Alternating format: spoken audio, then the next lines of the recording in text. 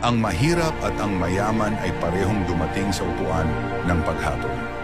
Ang mahirap ay humakbang pasulong at isang anghel ang nagsabi sa kanya, Binabati kita, mabuti at tapat.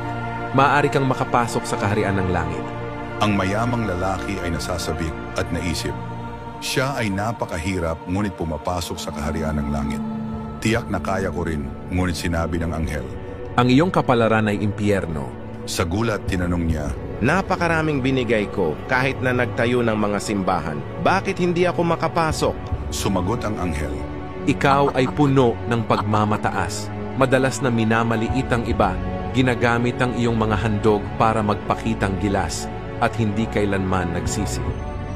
Sinabi ng Panginoon, sapagkat ang bawat nagmamataas ay mabababa at ang nagpapakababa ay matataas. Lukas 14:11. Ang kaharian ng langit ay hindi tumitingin sa kayamanan ng mga handog.